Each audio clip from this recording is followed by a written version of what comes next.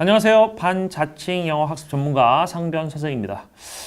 오늘은 왜 영어를 공부해야 하는가 라는 질문에 대한 답변이 될 수 있는 내용을 설명드리려고 합니다. 아이들이 공부하기 싫으면 이런 질문을 할 수 있어요. 엄마, 왜 영어를 해야 돼? 국어만 할 수 있으면 살 수 있잖아. 영어 안 해도 잘 살 수 있는데 왜 영어를 해야 돼? 영어 하기 싫어. 이런 얘기 할 수 있거든요. 그럼 그런 얘기 나왔을 때 부모님이 만약에 우물쭈물 하신다라고 하면 그 아이는 진짜 영어 공부 안 할 수도 있습니다. 그러니까 아이가 알아듣던 못 알아듣던 간에 일단 무언가를 얘기해서 영어 공부가 필요하다는 설명을 할 수는 있어야 될 거 아닙니까? 그래서 오늘은 어떤 얘기를 해서 아이들에게 영어에 대한 필요성을 설명하지에 대한 이야기를 해보려고 합니다. 뭐 부모님들은 영어의 중요성에 대해서 뭐 다 알고 계십니다. 근데 막상 말씀하시려고 하면 이게 추상적이에요. 영어는 왜 해야 되지? 중요해. 어떻게 중요하지? 중요해. 어떻게 중요한 건데? 그냥 많이. 대부분이 그렇게 될 거거든요. 왜냐면 구체적으로 생각을 해보시지 않았으니까. 근데 이제 얘기를 해보자고요. 그러니까 특히 이제 절대평가가 되면서 고등학생들이 영어를 공부 무진장 안 하거든요. 그 부분에 대한 설득도 함께 할 수 있는 내용을 설명드리도록 하겠습니다. 영어는 왜 해야 돼? 라고 하면 이제 1차적으로 대학을 가기 위해서 해야 한다 라는 설명을 하실 수 있을 거예요. 그럼 나는 엄마 최저 맞출 때 영어 없이 다른 과목으로 다 맞출 거야. 이런 얘기 하는 학생들이 있을 수도 있어요. 왜 그러냐면 웬만큼 국어, 수학, 탐구는 잘 나오는데 영어만 안 나오는 애들이 있거든요. 뭐 그런 애들이 그런 얘기 할 수 있어요. 나는 영어 빼고 최저 맞추면 돼. 근데 이제 이런 설명을 해주셔야 돼요. 그 학생 이름 지금도 기억나는데요. 일단 그 학생은 박모모 군이었습니다. 그 박모모 군이 재수를 했을 때, 재수생일 때 제 수업을 들었어요. 근데 이제 처음 상담을 할 때 물어봤죠.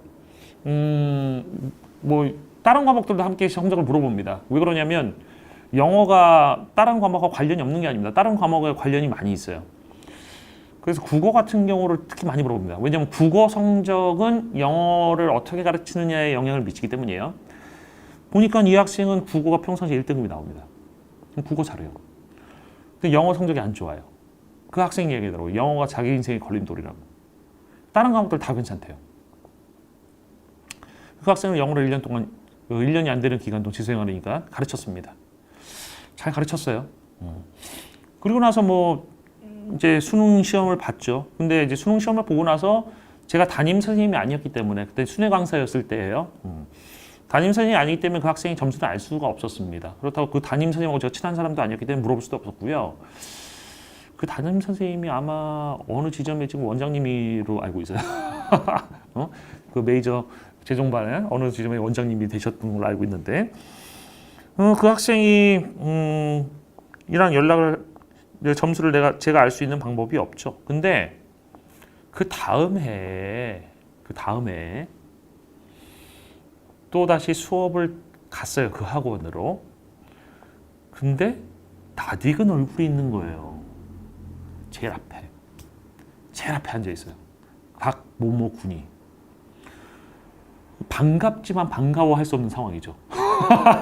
왜냐하면 옛날에 만났던 사람을 다시 만났다는 건 반가운 일인데 이 학생한테 너 잘 왔어! 반가워! 이럴 수가 없어. 왜? 삼수하러 온 거 아닙니까?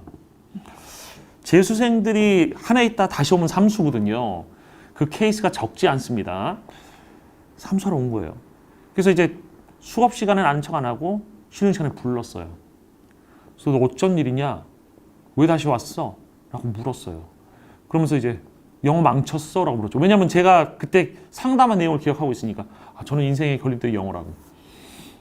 그랬더니 이 학생의 답변이 의외였습니다. 선생님 영어 1등급 나왔어요. 영어 1등급 나왔다고? 기분 좋죠? 영어 잘 봤으니까. 그럼 왜 왔어? 그랬더니 선생님 다른 과목을 망했어요. 우리 속담이 있잖아요. 믿는 도끼에 발등 찍힌다고. 수능에 믿는 도끼에 발등 찍히는 학생들 많습니다. 오히려 제일 걸림돌이라고 생각했던 영어가 듬직한 디딤돌이 된 거예요. 그래서 이 학생 그 후로도 며칠 봤는데요. 갑자기 또 사라졌습니다. 학생이 갑자기 사라졌어요. 그래서 또 물어봤죠. 얘 어디 갔냐. 같은 반 학생들한테 물어봤어요. 그랬더니 동국대학교 추가 합격돼서 들어갔대요. 영어 덕분에. 그러니까 영어가 걸림돌이었던 학생이 재수 끝나고 영어 덕분에 추가 합격을 합니다. 이런 케이스가 있어요. 그러니까 아이들, 특히 재학생들의 머릿속에 들어있는 그 이상적인 생각은 현실이 아닙니다. 이게 수능 시험장에서는 어떻게 될지 모르고요. 내가 진짜 별로 시간 안 투자했던 과목이 효자 과목 될 수도 있고 진짜 공들인 과목이 배신을 때릴 수도 있는 게 수능입니다. 그래서 수험생들은 기본적으로 모든 과목을 골고루 공부해야 되고요. 한 과목 점수가 안 나온다라고 하면 사실은 거기에 발전할 가능성이 제일 높은 걸 수도 있으니까 그 과목에 시간 투자를 해야 돼요. 그래서 영어만 못하는 학생들이 할 수 있는 그의 이야기. 나는 영어 빼고 다른 거를 통해서 할 수 있어. 이 이야기는 현실과 다를 수 있다라는 것을 주지시켜 주셔야 됩니다. 그래서 최저를 맞추기 가장 좋은 과목이 사실은 영어 과목이거든요. 그래서 수시를 보는 학생들 최저 과목이 있다고 하면 최저가 있다고 하면 영어로 가는 게 제일 합리적이다. 제가 이 경험담을 또 설명을 드릴게요. 제가 문과의 제일 아랫반에 담임 선생님을 제일 처음 맡았다고 말씀드렸잖아요. 학생들이 들어올 때 평균 수학 성적이 5등급이었습니다. 문과의 평균 수학 저희 반의 평균 수학 성적이 5등급이었는데 그 아이들이 수능을 봤을 때 평균 수학 등급이 3등급까지 올라갑니다. 평균 2등급이 올라간 거예요. 평균 2등급이. 평균 2등급이 올라갔다는 얘기는 그러니까 평균이 3등급이라는 얘기는 1, 2, 3, 4등급의 포진이 된다는 거예요, 점수가. 평균이 5등급이었다는 건 4, 5, 6등급이 평균이 4, 5, 6등급의 아이들의 점수가 분포되어 있었다고 하면 2, 3, 4로다가 올라갔다는 얘기입니다. 문과 아이들은 재수하면 가장 먼저 올라가는 과목이 수학입니다. 그 이유 뭔지 아세요? 안 했기 때문이에요. 사실 이해하면 충분히 할 수 있었던 건데 포기했던 거죠. 수포자였기 때문에 점수가 안 나왔던 건데 하니까 올라가는 거예요. 그래서 수학이 문과에서는 제일 먼저 점수가 오릅니다. 이과는 안 그렇습니다. 이과는 수학이 어려워요. 그리고 지금은 이제 문이과 통합인데 수학이 이제 문과생들에게 상당히 불리하게 되기 때문에 또 다른 얘기입니다. 지금은 수학을 점수가 문과생들에게 올리기 힘든 과목이고요. 이과생들 원래 힘든 과목이기 때문에 수학이 옛날과 다르다라고 생각하시면 되고요. 그 다음에 점수가 그 다음으로 잘 올라가는 과목이 영어예요. 영어는 정확한 해석 공부를 하면 점수가 올라가는 게 확실하거든요. 그래서 영어가 제일 올리기 쉽고 제일 점수 올리기 힘든 과목이 국어입니다. 의외시죠? 국어가 가장 힘듭니다. 어렵게 나오기도 하고. 그래서 영어가 수학을 제외하고 지금 같은 경우는 이제 수학이 문이과 통합이 됐기 때문에 예전과 다르기 때문에 문과생들에게 그렇게 큰 메리트이 없을 수도 있고요. 올리기 힘들 수도 있습니다. 그 영어가 성적 올리기 제일 좋은 과목이다라는 것을 설득하실 수 있어요. 그렇게 대학을 가는데 영어가 필요하다라는 설득을 하실 수 있고 그 다음에 이런 말씀을 해주실 수 있습니다. 이거 진짜 현실적인 얘기인데 대학을 가면 국어, 영어, 수학, 탐구 중에 제일 중요한 과목이 영어예요. 모든 학생들에게. 대학교 딱 입학하잖아요. 그러면 대학교에서 영어 시험 보는 학교들이 꽤 많습니다. 영어 시험 보는 목적은 아이들의 영어 실력에 따라서 반을 나누고 그 반을 나눈 걸 가지고 기초반, 중급반, 상급반 이렇게 나눠가지고 교양 영어 수업 이런 것들 따로 진행합니다. 진짜 영어 잘하는 학생들은 교양 영어를 제외시켜 주기도 하고요. 대학교에서는 왜 그런 등급까지 매겨가면서 첫 번째 시험을 보게 만드느냐? 단순해요. 일단 대학교에서 읽어야 되는 책들 대부분 원서, 영어로 되어 있고요. 그러니까 학술의 언어가 뭐야라고 하면 영어입니다. 유튜브의 언어가 뭐냐라고 해도 영어가 제일 가장 중요한 언어죠. 부인할 수가 없습니다. 그래서 영어가 이제 학술적인 부분에서 제일 중요하고 대학교의 원서를 읽는데 제일 중요하기 때문에 일단 대학 생활을 제대로 하려고 하면 영어가 필요합니다. 그리고 보통 보고서를 쓴다라든지 아니면 발표를 하는 것을 요즘에는 영어로 해요. 영어로다가 보고서 쓰고 영어로다가 발표를 해야 됩니다. 그러니까 기본적인 영어 능력이라는 것은 그냥 자연스럽게 인정이 되고 있는 것이 대학 현실입니다. 그리고 심지어 수업도 원어 수업을 합니다. 그러니까 거의 모든 수업이 영어로 이루어지는 학교들도 있어요. 그러니 영어를 못하게 되면 대학 생활 자체가 날아가는 겁니다. 심지어 옛날에 이런 말도 있었는데 그 학교가 어느 학교인지 기억이 안 납니다. 예전에 어떤 학교인데 국사학과, 뭐 국문과도 영어로 수업을 진행한대요. 그랬던 얘기가 있었던 학교가 있었습니다. 카이스트였나? 아마 그 이후에 바뀌었을 겁니다. 근데 지금 그 정도는 아니지만 대부분의 과에서는, 학교와 과에서는 영어가 필수적인 겁니다. 그래서 영어를 해야 된다. 네가 대학을 진학해서 올바른 대학생활을 하기 위해서도 필요하다. 이런 설득을 하실 수도 있을 겁니다. 그리고 남학생 같은 경우는 군대를 가야 된다고 하면 카투사 가라.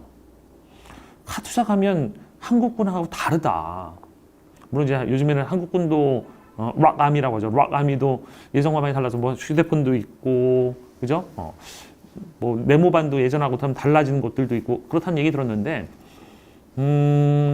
그래도 미군 부대보다 좋지는 않을 것 같아요.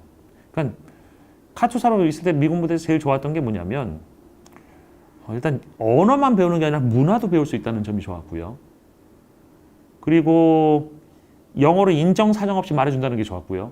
왜냐하면 이게 막 유치원생들한테 영어 해주는 것처럼 또박또박 얘기하면 듣기는 쉽지만 실력이 안 들거든요. 막 기관총처럼 쏴주는 영어 좋았습니다. 그것도 좋았고, 그리고 진짜 좋았던 건 뭐냐면 6시 이후에 일과가 끝나면 자유시간이라는 거 엄청 크잖아요. 군대에서 예를 들어서 군대 생활이 이러면 편하지 않겠습니까? 6시까지 군대에 있다가 집에 와서 나머지 시간 편하게 누워서 잠자면서 하고 싶은 거 하거나 취미생활 할 수 있다면 가능합니다. 카투사에서는. 그리고 한국 휴일날 놀고 미국 휴일날도 놉니다. 지금 바뀌었을 수도 있어요. 제 때는 그랬습니다. 제 때는 한국 휴일을 놀고요. 미군 휴일은, 미국 휴일은 미군들 다 노는데 카투사만 일할 수는 없잖아요. 카투사만 일할 수 없는 구조예요. 미군하고 함께 일하기 때문에. 그래서 카투사들 또 놀고 휴가 때 또 놀고, 실질적으로 일하는 군생활하는 시간이 실질적으로 이런 것처럼 생각하면 금요일 지나면 토요일하고 일요일도 쉽니다. 토요일과 일. 지금은 요즘 잘 몰라요, 솔직히. 그러니까 언어를 배울 수 있고 문화를 배울 때는 장점만 있는 게 아니라 실질적인 군생활이 편해집니다. 그런 점에 있어서 물론 다른 부분에서 좀 약간 민족적 감정이 생기는 부분들 이런 게 있을 수도 있지만 그런 거는 다 자체하고도 장점이 많기 때문에 그런 얘기하면 영어만 잘하면 너 카투사 될 수 있어. 물론 요즘엔 영어만 잘한다고 될 수 있는 건 아니죠. 토익 점수 기준을 넘고 뺑뺑이를 돌려야 되니까. 그리고 어차피 취업을 하기 위해서도 토익이 필요할 것이고요. 유학을 가기 위해서 토플이 필요할 것이고요. 그게 아니라도 요즘에 국제화되어 있기 때문에 영어는 뭘 해도 필요합니다. 심지어 유튜버들이 유튜브 컨텐츠 만들 때 요즘에는 한국 사람들을 대상으로 하는 컨텐츠에도 영어 자막 붙는 경우가 많아요. 왜 그러냐면 한국이 문화의 중심지 됐지 않습니까? 오징어 게임 이런 걸 통해서도 보면 이해가 되시잖아요. 달고나 만드는 법을 만들어요. 영어 자막 스크립트 하나만 넣어주면 원어민들의 구독자가 생길 수 있어요. 훨씬 많은. 우리나라 사람들의 수는 끼케 5천만입니다. 최대 가정에서 구독자 최대 수는 5천만이에요. 하지만 외국 사람들같이 하면 수억 명의 컨텐츠 구독자가 생길 수가 있다는 얘기죠. 극단적으로 얘기하면.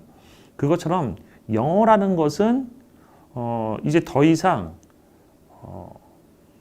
무슨 특수한 언어가 아니라 그냥 삶의 일부처럼 돼버렸다. 라는 것이에요. 부모님들도 알고 계셔야 되고요. 이 사실을 아이들한테 주지시켜 주셔야 됩니다. 그래서 영어를 못하면 네가 앞으로 학문의 분야로 나아가거나 아니면 사회생활하는 데 있어서 문제가 많을 거야. 그러니까 옛날에는 영어를 잘하면 메rit이 있었는데 지금은 영어를 잘하면 메rit이 있는 게 아니라 영어를 못하면 기회가 주어지지 않아. 사실 그런 세상이잖아요. 그죠? 그래서 제 유튜브 영어 강의를 듣는 분들 중에 영어 그를 취미로 하는 분들도 계신데요. 그 나이 많았던 분들 중에 이런 분들이 계셨어요. 인생 이모작을 해야 되는데 이제 은퇴에 앞서서 내가 뭘 해야지 자신감을 얻을 수 있을까? 나의 학창 시절에서 제일 못했던 과목이 영어야. 영어만 잘하면 뭐든지 할 수 있을 것 같아. 그래서 영어 공부 열심히 하셨고 지금 고3들 수준 넘으셔서 고3들의 질문에 답변을 해주시는 그런 분도 계세요. 그러니까 영어는 한 만큼 점수가 나오는 과목이고 영어는 대학을 가는 데 있어서 되게 필요한 과목이고 대학을 가서도 필요한 과목이고 사회에 나와서도 필요한 과목이다. 이 정도의 말씀을 해줄 수 있다면 아이들이 영어를 그 하기 싫은 단어 암기를 하면서도 왜 이걸 해야 되지? 하기 싫어 안 할래? 라는 생각의 빈도는 줄어들 수 있다라는 것을 말씀드리고 싶습니다. 그래서 오늘은 영어 공부하고 싫어하는 아이 어떻게 설득을 해야 되느냐, 영어 공부에 의미를 갖는 아이 어떤 설득을 해야 되느냐에 대한 얘기를 말씀을 드렸고요. 더 깊이 생각해보면 더 다른 얘기들도 있을 것 같긴 한데요. 이 정도면 충분치 않을까라는 생각 들고요. 그리고 저는 가끔 저희 아이들한테 뭐 이렇게 영어를 반드시 해야 돼 이런 얘기 사실 하진 않습니다. 왜냐하면 저는 필요가 생기면 하게 된다는 생각을 갖고 있어요. 지금 교육에 있어서 좀 약간 좋게 얘기하면 여유를 좀 갖고 있습니다. 그래서 아이들이 벌써 영어의 필요성은 조금씩 느끼는 것 같아요. 유튜브 같은 것들을 많이 쓰고 저희 아이 같은 경우 한 명은 그 외국 유튜버들의 컨텐츠를 자주 봐요. 그러니까 되게 특수 분야 이런 데 관심이 있거든요. 그럼 다 영어로 다 설명이 나올 거 아닙니까? 그 예전에 관련돼 있는 책도 사다 준 적이 있는데 특수 분야에 대한 원서책이에요. 영어 책입니다. 못 알아듣죠. 무슨 말인지 모르겠죠. 하지만 언젠가 그 내용이 정말로 알고 싶은 날이 올 거라고 저는 믿어요. 그럼 그런 날이 오면 그때 열심히 하겠죠. 필요가 생겨서 하게 되면요. 사람이 무진장 열심히 할 수 있거든요. 그래서 그때가 오면 저절로 잘할 수 있을 거라고 생각하고요. 재미가 생긴다, 필요가 생긴다보다 더 무서운 게 재미가 생기는 거거든요. 재미가 생겨서 즐겁게 하는 사람을 이길 수는 없습니다. 재미가 생기는데 강요라는 것과 재미는 함께 가지 않는 것 같아요. 그래서 저는 강요를 일단 하지는 않고요. 스스로 재미라든지 필요를 느끼는 때까지 그냥 기다려주려고 합니다. 자기가 필요하다고 하면 뭐 해주세요라고 얘기하겠죠. 그럼 그때 지원을 해주면 될 것 같고요. 아무튼 오늘은 영어에 있어서 의문을 제기할 수 있는 부분에 대해서 어떤 답변을 해줘야 되는지에 대한 설명을 드렸고요. 다음에는 또 다른 내용으로 찾아뵙도록 하겠습니다. 구독과 좋아요 잊지 마시고 꼭 해주시고요. 지금까지 청취해 주셔서 감사합니다.